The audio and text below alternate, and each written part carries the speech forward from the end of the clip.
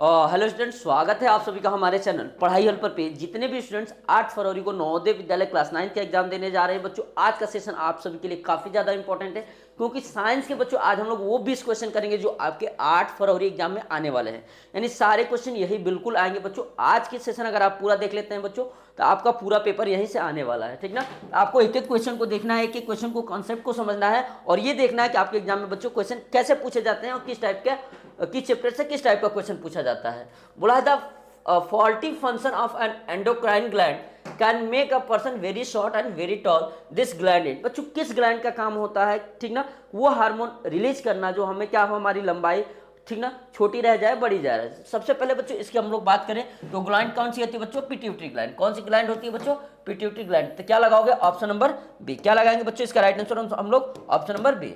ठीक, अगला क्वेश्चन देखते हैं। बोला unborn baby at an early stage of the development in uterus, ठीक ना, until the end of 7th week the following conception remains in the form of. किस रूप में बच्चा रहता है, ठीक ना बच्चों, ये आपको बताना है किस रूप में रहता है बच्चों, एम्ब्रॉय के रूप में, option number C.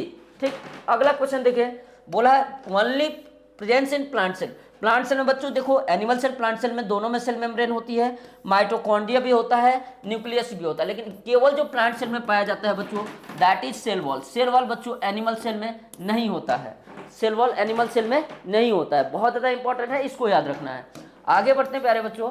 Ring warm in human caused by, बच्चों आपको डिजीज भी याद कर लेना है कि किस वायरस से, किस बैक्टीरिया से कौन सी डिजीज होती है बच्चों। रिंग वॉर्म जनरली किससे होता है बच्चों, फंगस से होता है। किससे होता है बच्चों, फंगस से होता है। आगे बढ़ते हैं, नेक्स्ट क्वेश्चन को देखेंगे हम लोग। क्वेश्चन नंबर 65, बोचा a tadpole develop into adult frog. ठीक ना बच्चों, एक टैडपोल का एक एडल्ट फ्रॉग के रूप में बच्चों डेवलप होना कौन सा प्रोसेस होता है, तो आपको याद रखना बच्चों मेटामॉर्फोसिस। कौन सा प्रोसेस बच्चों, metamorphosis, option number C. Question number 66 देखोगे, Curcuma longa is source of, किसका होता है बच्चों, ये टर्मरिक का होता है, ऑप्शन नंबर डी।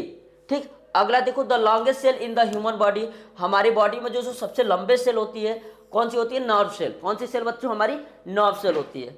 68 देखेंगे, the water gate heated by the process of, बच्चों पानी में जो हीट का ट्रांसफर होता है that is in form of convection. Radiation बच्चों गैस में होता है, कंडक्शन सॉलिड में होता है, कन्वेक्शन किस में होता है बच्चों, लिक्विड में होता है। लिक्विड के केस में पानी जो ठंडा पानी होता है गर्म होता है, ऊपर उठता है, ऊपर का ठंडा पानी बच्चों नीचे आता है। ये प्रोसेस कंटिन्यू चलता रहता है जब तक पूरा पानी क्या हो, गर्म ना हो जाए।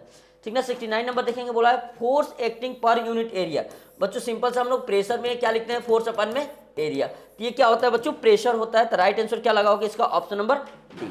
क्या लगाओगे, ऑप्शन नंबर डी। कैसी क्वांटिटी है बच्चों, पूछता है स्केलर क्वांटिटी है। कैसी क्वांटिटी है, स्केलर क्वांटिटी। यूनिट पूछता है आपको, तो यूनिट इसका क्या होता है बच्चों, पास्कल। क्या होता है, पास्कल। और इसका यूनिट क्या लिख सकते हो बच्चों, न्यूटन पर मीटर स्क्वायर। ठीक ना, ये चीजें बच्चों आपको प्रेशर के बारे में याद रखनी है। आगे बढ़ते हैं हम लोग, नेक्स्ट क्वेश्चन को देखेंगे। क्वेश्चन नंबर 70 देखो, बोला 3 force P Q R acting on a body as shown in figure.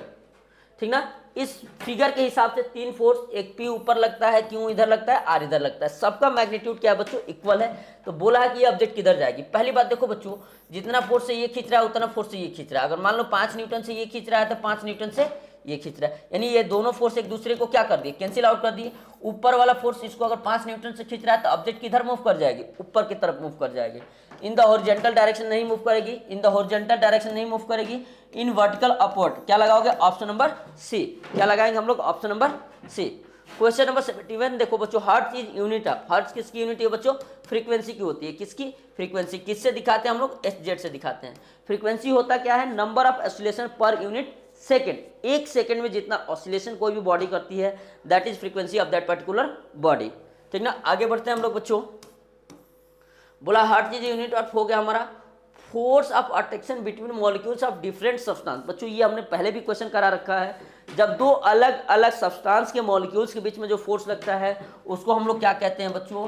देखो पहला ऑप्शन कोहेसिव। कोहेसिव मतलब जब सेम के बीच में फोर्स लगे, सेम मॉलिक्यूल्स के बीच में फोर्स लगता है तो उसे कोहेसिव कहते हैं। ठीक ना, लेकिन बच्चों एडहेसिव होता है जब हम लोग डिफरेंट मॉलिक्यूल्स के बीच का जो फोर्स होता है दैट इज कॉल्ड एडहेसिव। तो राइट आंसर क्या लगाओगे, ऑप्शन नंबर बी। नेक्स्ट बढ़ते हैं हम लोग नेक्स्ट क्वेश्चन पे। Electroscope is device. इलेक्ट्रोस्कोप बच्चों एक ऐसा डिवाइस है जिसको यूज करते हैं to find out the charge particle. Charge particle को पता करने के लिए हम लोग क्या यूज करते हैं बच्चों, इलेक्ट्रोस्कोप यूज करते हैं। मतलब इसका राइट आंसर क्या हो जाएगा, टू टेस्ट हार्टबीट नहीं, ये भी नहीं, हाँ option number C the heat required to convert ice into water.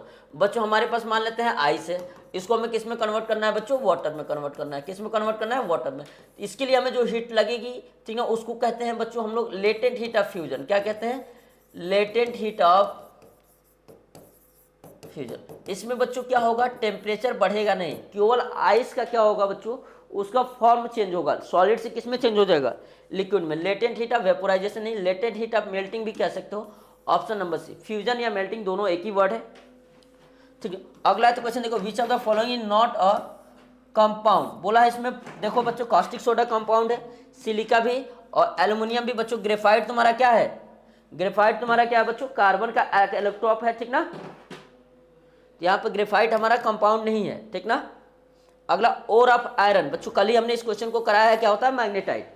Magnetite किसकी बच्चों ओर है, ये आपकी आयरन की है। The acid containing carbon atom. बच्चों हाइड्रोक्लोरिक एसिड में HCl होता है इसमें, फॉर्मिक एसिड मतलब HCOOH ये होता है। तो देखो यहाँ पे क्या आ रहा है, कार्बन आ रहा है ना, इसका राइट आंसर क्या हो जाएगा, ऑप्शन नंबर बी, ठीक ना। H3BO2 होता है बोरिक एसिड का, H3BO2, तो ये भी नहीं होगा। नाइट्रिक एसिड HNO3 होता है, ये भी नहीं होगा। इनका राइट आंसर क्या हो जाएगा, ऑप्शन नंबर बी, ठीक ना। 78 नंबर क्वेश्चन करेंगे। बोला Fe2O3, और इसको किससे रिएक्ट करा है, एल्युमिनियम से रिएक्ट करा है। तो एल्युमिनियम ज्यादा रिएक्टिव है आयरन से, एल्युमिनियम क्या करेगा, आयरन को डिस्प्लेस कर देगा। तो बच्चों एल्युमिनियम क्या कर रहा है, आयरन को डिस्प्लेस कर रहा है। इसका मतलब ये कैसा रिएक्शन हो गया बच्चों, डिस्प्लेसमेंट रिएक्शन हो गया। कैसा हो गया, कॉम्बिनेशन रिएक्शन तो नहीं होगा, डबल डिस्प्लेसमेंट नहीं होगा, क्या होगा बच्चों, लास्ट वाला होगा डिस्प्लेसमेंट रिएक्शन, ठीक ना। चलो 79 देखेंगे।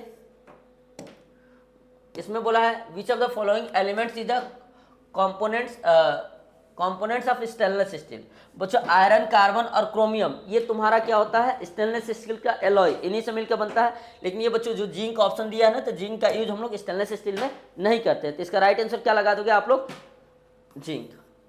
अगला क्वेश्चन देखो, बोला Rutherford alpha particle scattering experiment eventually lead to the conclusion that mass and energy are related, electrons occupy space around the nucleus, neutron are buried deep in the nucleus. ऐसा कुछ उन्होंने नहीं कहा था। The point of impact with matter can be, नहीं, हम लोग क्या लगाएंगे बच्चों, ऑप्शन नंबर बी का लगाएंगे। 80 का हम लोग क्या लगा देंगे बच्चों, इसका right answer option number B, ठीक है बच्चों। आज की 20 के 20 क्वेश्चन बच्चों आपके एग्जाम के लिए बहुत ज़्यादा इंपॉर्टेंट है। आपको एक एक क्वेश्चन को देखना है, एक एक क्वेश्चन को समझना है, और ज़्यादा से ज़्यादा बच्चों तक शेयर करना है। बच्चों हमारी चैनल पे डेली लाइव क्लासेस चल रही है शाम को, ठीक ना, 7:30 से या 7 से 8। बच्चों आप उसमें जुड़ के अपनी साइंस को प्रैक्टिस कर सकते हैं, क्वेश्चन को तैयार कर सकते हैं, ठीक है बच्चों। आज के लिए सिर्फ इतना ही, मिलते हैं कल एक नए वीडियो में, तब तक के लिए बच्चों थैंक यू, जय हिंद।